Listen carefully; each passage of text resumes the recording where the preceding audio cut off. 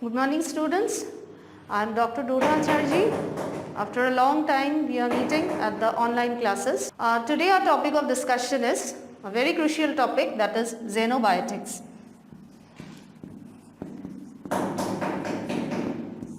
So what is xenobiotics?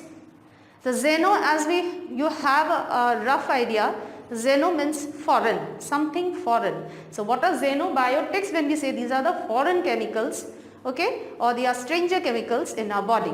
Now some stranger or some foreign chemicals, if they enter into our body, so definitely they will be having some effects, and mostly they are the ill effects or harmful effects that they are causing. Now what are these? What are the examples of these xenobiotics? They may be like drugs, medicines. They may be like in the natural foods, like in plant foods. There may be some food additives or some environmental pollutant. Now the xenobiotics, as I was saying, they might have some harmful, mainly they are having harmful effects, but at the same time few of them also might have some beneficial effects. So when they enter into the body, so to prevent, they definitely harmful effects means they might cause disease.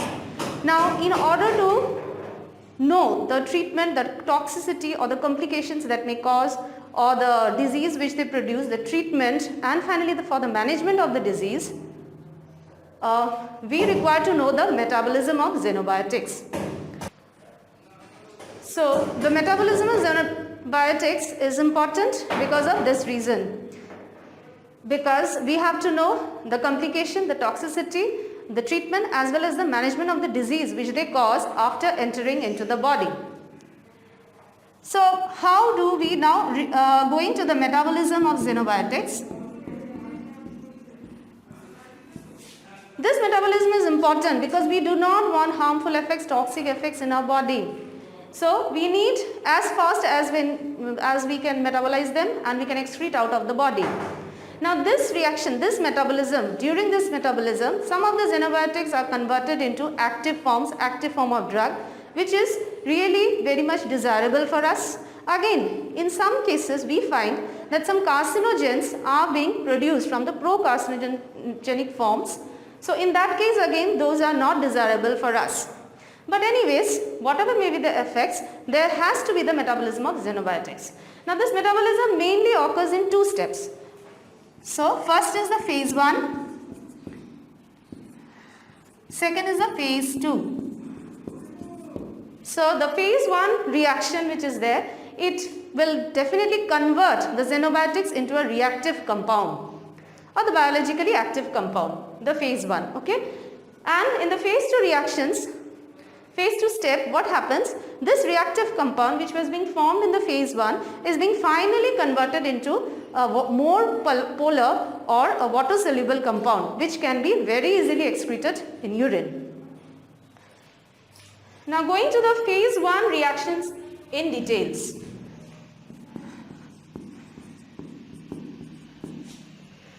Now in the phase 1 reactions mainly comprises of the hydroxylation reactions.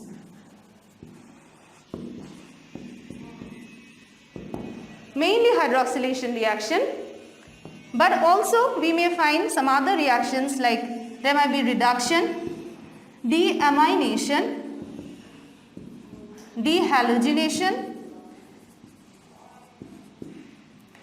epoxidation,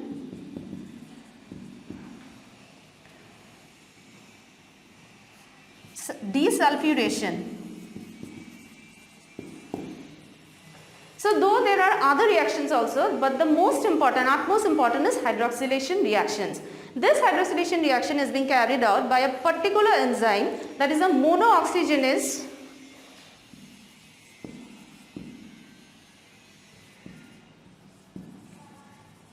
or the other name of this is cytochrome P450. Now this is a very typical enzyme, very important enzyme rather, cytochrome P450. This enzyme mainly helps in this hydroxylation of the xenobiotics to less toxic compound. Now cytochrome P450, as we start, this is actually a broad category of enzyme. The name, first of all we go to the name.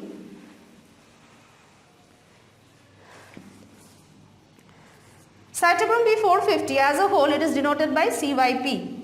So cytochrome P450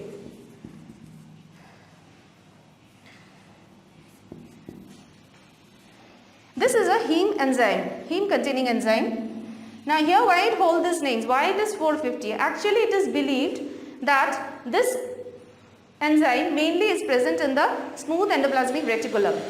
Now it is believed that it was first discovered when while the subcellular fractionation or the fragmentation of the smooth endoplasmic reticulum, during this process the microsomes which are produced. So some of these microsomes, when they were chemically reduced and then subjected or they were exposed to carbon monoxide, so they have seen that the absorbance of the protein was exactly at 450 nanometer. That means the absorbance of the protein was seen to be at 450 nanometer, or they exhibit an absorption peak of at 450 nanometer. That is why the name comes as 450. Now what is PEP? That is a pigment due to which the absorption is being catched. Now this P450, this is very much responsible for this hydroxylation reaction.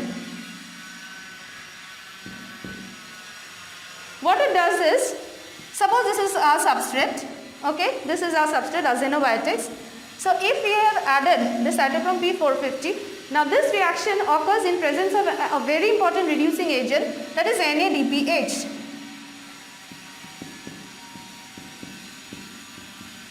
So NADPH is used as a reducing agent over here in the presence of this cytochrome P450, okay, and also it requires another enzyme which is linked up with the NADPH, that is NADPH cytochrome P450 reductase. So first of all, what will happen? Now in this reaction there is a flow of electrons. So NADPH is acting as a reducing agent.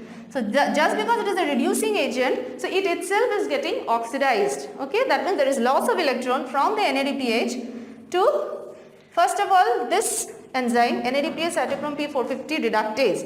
Then the electrons flow, then it moves from here to cytochrome P450. That means, in other words to say, the NADPH first reduces this enzyme, and then this enzyme further reduces cytochrome P450. Now once cytochrome P450 gets reduced, it will back reduce the oxygen to water. So in the product we are therefore getting water. Water is formed here. Along with that, the NADPH which got reduced, so there is loss of electron, loss of also hydrogen. So we are getting NADP. And the substrate with which we started with the xenobiotics, it gets ultimately hydroxylated into ROH. So we have seen that NADPH, first it reduces cytochrome P450 through this way. After the cytochrome P450, it again reduces the oxygen to water. So here we see that from one molecule of oxygen, one atom goes to form water, the other atom goes to hydroxylate the substrate. So that is why the other name of cytochrome P450 is also mixed function oxidase. So in this way we see the hydroxylation reaction of NADPH is carried out, but it is definitely location specific. As I have mentioned earlier, that cytochrome P450 is particularly present in an area in the cell, that is smooth endoplasmic reticulum. So if it is present in the smooth endoplasmic reticulum, then you will find this is the reaction which is taking place. But there may be other location of this enzyme, that means it might be also present in mitochondria, especially in case when it is present in more amount in other tissues. So if we consider, if you may ask that in which location, which organs it is mainly concentrated. So it is mainly present in the liver cells and also in other tissues like adrenal glands. Now when it is present in the liver cells, we have got the reaction which I have spoken out before. If it is present in the adrenal glands, so whatever reaction occurs there, it is present in adrenal glands, it may be present in endoplasmic reticulum and also in the mitochondria. Now if it is present in the mitochondria, The reaction is though the similar, but the thing is the reducing agent is a bit different. There what happens, that definitely NADPH is always there as a reducing agent, but the enzyme, the other enzyme is being changed. It takes the help of two other proteins. So one is the enzyme that is NADP linked flavoprotein. What is that flavoprotein's name? Adrenodoxin reductase. So this is the flavoprotein. Along with that, here also we require another iron sulfur protein, which is adrenodoxin. So here the requirement of two more enzymes or two more protein are required. Okay. Then finally cytochrome P450. So over here the flow of electrons occurs from NADPH to this enzyme. Then the flow of electrons, that means occurs from this to the adrenodoxin, and finally adrenodoxin, there is a flow of electrons from this to cytochrome P450. That means NADPH is in a process, in a stepwise manner, it is ultimately reducing the cytochrome P450. Thereafter, once the cytochrome P450 gets reduced, now finally it will, the steps are same, that means it is going to reduce the oxygen to water, and the same process repeats. In this way the hydroxylation occurs. Now the cytochrome P450, now come to the properties. So what we have seen, first of all, that it is a heme enzyme, fine. Second point is that it has a broad substrate specificity.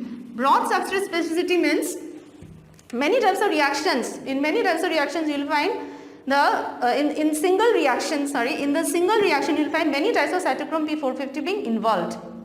Okay. Now coming to the nomenclature of cytochrome P450. Now it is, as I said, it is not a single enzyme but a family of enzymes. Okay. So the family of these enzymes, the isoforms which we are having in cytochrome P450, there are different families, that is cytochrome CYP,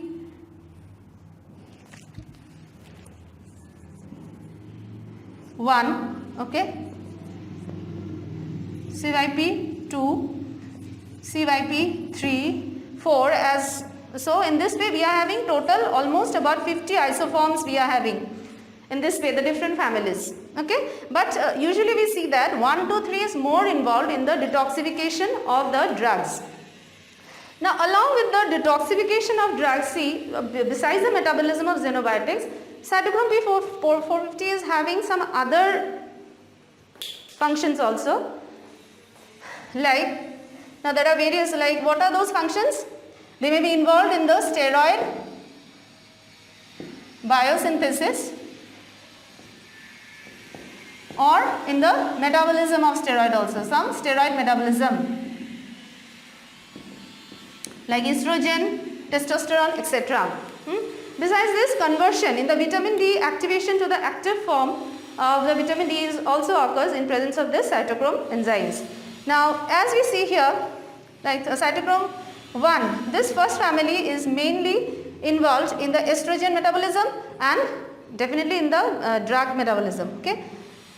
Even 3, it is mainly concerned with the metabolism of testosterone along with the drug metabolism, general drug metabolism. So similarly we have got different types of cytochrome, okay, which are responsible for the different things, like 7, it is involved in bile acid synthesis, okay. Then we have got 17, 19, 21, 11 which are involved in the biosynthesis of steroids, okay. Then we are having the CYP51 which is responsible for the synthesis of cholesterol and etc. So we see that according to the different families, they are having the different functions. They may be involved in different functions. Now this I was speaking about a family. Now remaining in a certain family, it means what? Remaining in a certain family, it means that at least 40% of the genes are identical.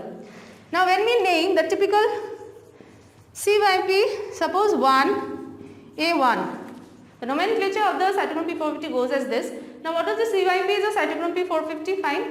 1 is your family, A is the subfamily, and finally this one is the which member of the subfamily. So accordingly they are being denoted, they are having the different types of families and different types of subfamilies. Now coming to the properties, finally we will assemble up everything about the cytochrome P450, saying about the properties. So we have seen it is a heme enzyme, okay. Then we have seen that broth specific, substrate specificity is there, broth specific, substrate specificity. Then next we have seen that they are another property, that is they are inducible. Inducible means any xenobiotics which enters into the body, thereby converting themselves into the reactive compound, what will happen? They might accelerate or increase the activity of cytochrome P450. Okay, so they are inducible. Very good example is phenobarbital. So phenobarbital drug, if we administrate the phenobarbital drug in a patient, so what actually happens is that it causes a hypertrophy of the smooth endoplasmic reticulum, thereby increasing the activity of cytochrome P450, and this, as a result of which, what will happen? It will increase the metabolism of all drugs. So this is an inducible. Now because of this induction, they might also result in drug interaction. Now drug interaction, suppose we have first of all administered phenobarbital, and after that cytochrome activity has been raised. Now then we have applied or we have administered warfarin drug. Now warfarin is being metabolized by particularly CYP second families. C is a subfamily and 9 is the number, that is the member number, okay, which member? Ninth member. So it is mainly metabolized by this cytochrome P450. So what will happen when we administer phenobarbital before, the already activity has been increased as a whole cytochrome P450. Then if we administer warfarin, what will happen? That the warfarin, it will be metabolized more. As a result, it will not be affected. The drug interaction, as a result, the warfarin we have to give in higher dose or the warfarin is not effective. Then when suppose some polymorphism occurs here, then also we find polymorphism occurring in any of the alleles, in any of the cytochrome P450 family or subfamily, then generally what will happen? This will result in the variation of the drug response. Okay, so this is another property. Now we come to the phase 2 reaction. Phase 2 reaction, as we have already seen in phase 1, hydroxylation reaction was the most important. So similarly, we have got the phase 2 reaction. Here what will happen? Already formed reactive compound is there after the phase 1 reaction. Now mainly here in the phase 2 the conjugation reaction occurs. Okay. Now the different conjugation reactions occurring finally leading to a more water soluble product, non-toxic and more water. So non-toxic and more water soluble, polar or more water soluble product is being produced. So the conjugation reactions also, there are 5 such conjugation reactions. So one is already known to you, glucuronidation. Okay, this is the most common one. Now the most common xenobiotics, you can say the most common chemicals which is being glucuronidized is the bilirubin. So here this occurs in the liver cells, bilirubin conjugation occurs in the liver cells and this has been done in details I think in the bilirubin metabolism. So it is done with the help of what? You require UDP glucuronic acid in the presence of an enzyme, that is glucuronyl transferase. Okay, so bilirubin is the most common chemicals. Thereafter there are also other chemicals, other carcinogens or other drugs, like what? It may be like very good examples are phenol, or it may be aniline, benzoic acid. Okay, or there is one carcinogen also, that is 2-acetyl amino furanone. So this is a carcinogen actually, this is a carcinogen, so which has to be conjugated by glucuronidation. Okay, after this conjugation what will happen? This will be excreted either by bile. So this conjugation reactions that we are doing, why? To be excreted in the urine or in the bile. Fine. So this is the first one, very important one and most common one. The second phase 2 reaction, but that is by conjugation, is by sulfation. Sulfation, that means it is understood by adding sulfur. So who is going to donate this sulfur? It is PAPS. What is the full form? Adenosine 3' phosphate, 5' phosphosulfate. Okay. Number 3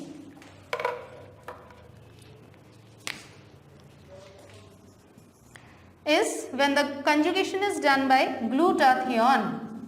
Okay. So when the conjugation is done by glutathione, glutathione you know what is it? It is a tripeptide protein. What is the tripeptide? What that means? What? 3 amino acids are involved. So as you know, it's just a recapitulation. What are those? One is a glutamic acid, one is a cysteine, another one is a glycine. Okay. Now conjugation with glutathione requires an enzyme which is the glutathione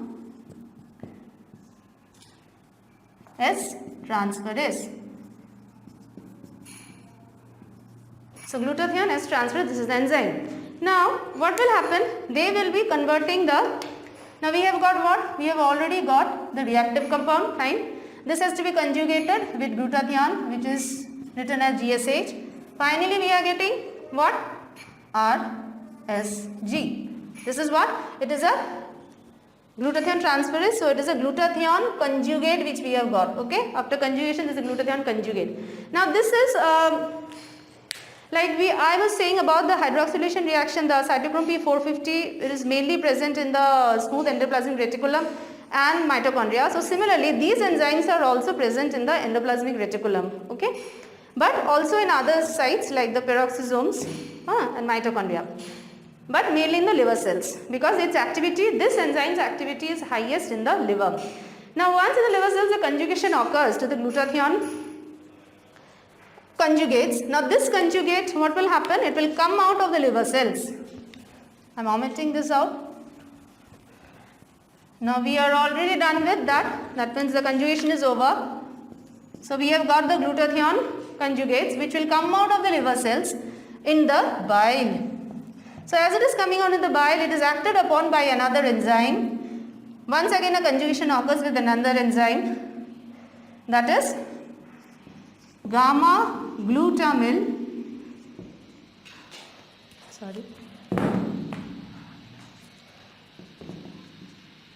transpeptidase.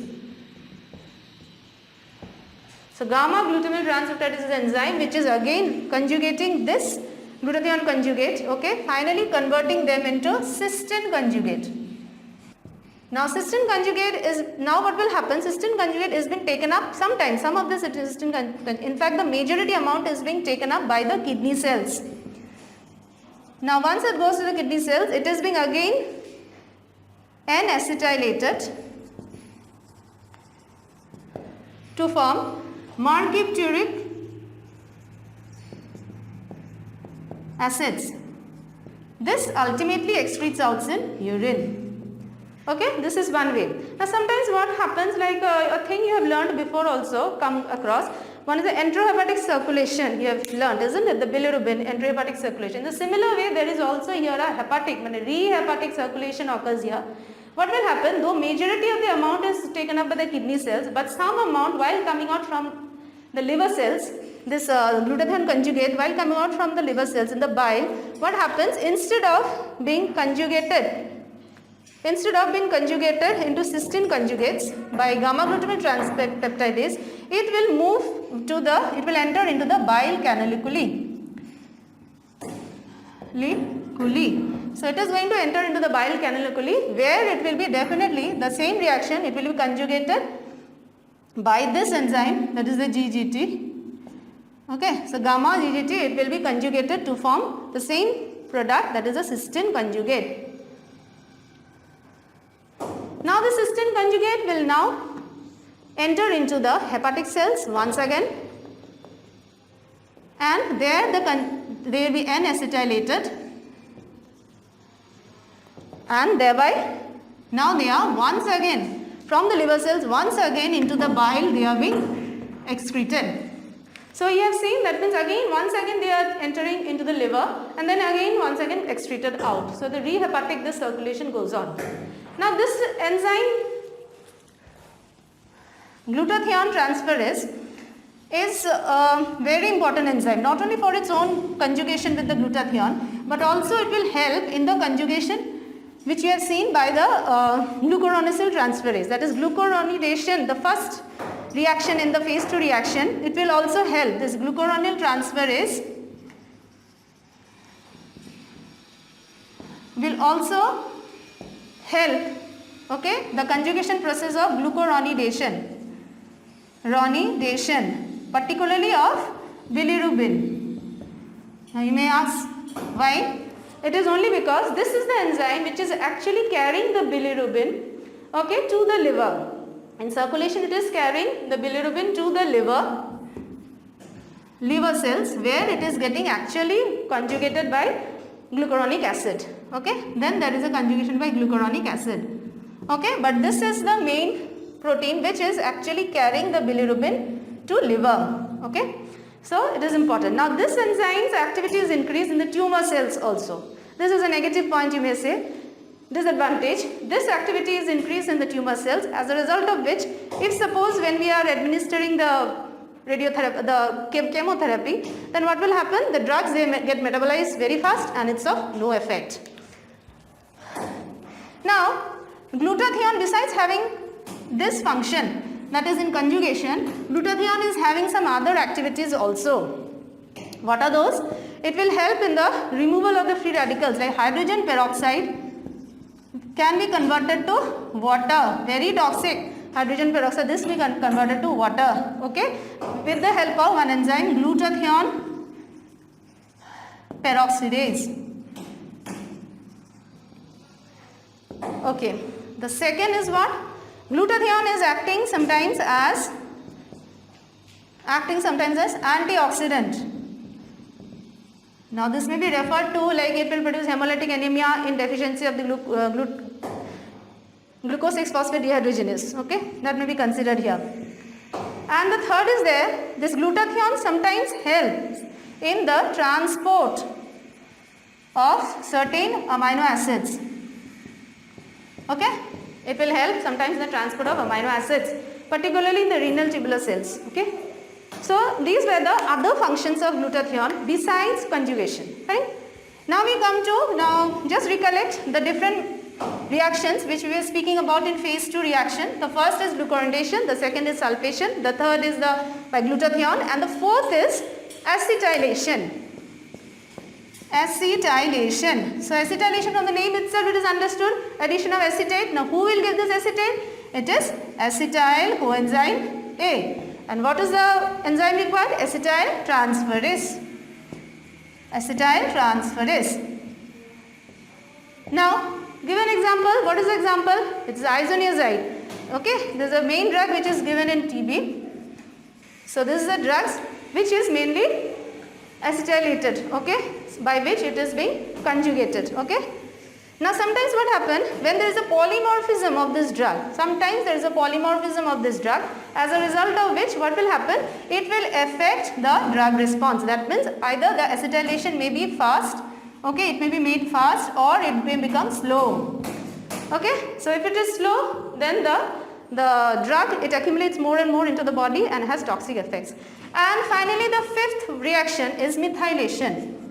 So when we speak about methylation, it is understood who will donate? S-adenosine methionine, and methyl transferase is the enzyme.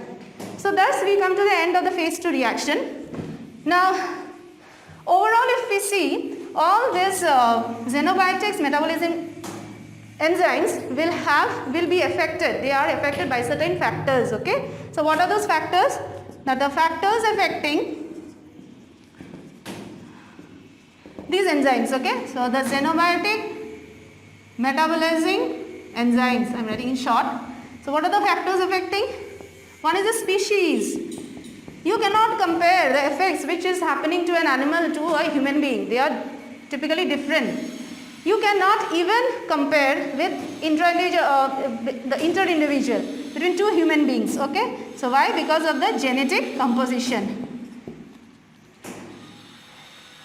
Genetic effect or genetic composition is different, so you cannot compare. The third is gender, and the fourth is sex.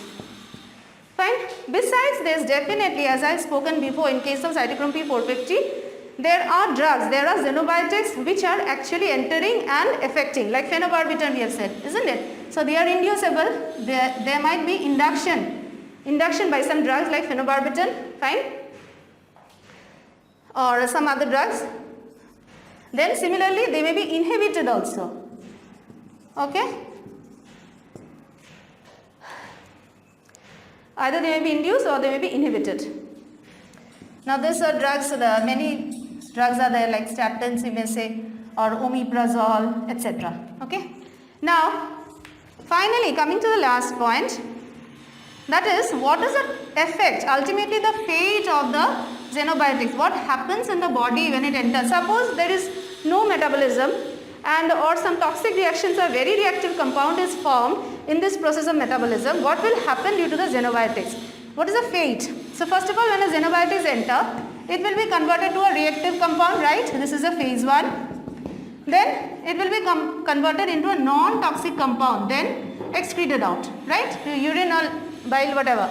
This is a phase 2 where we are getting phase 1 hydroxylation reaction, usually hydroxylation reaction, and phase 2 is the conjugation reaction, fine.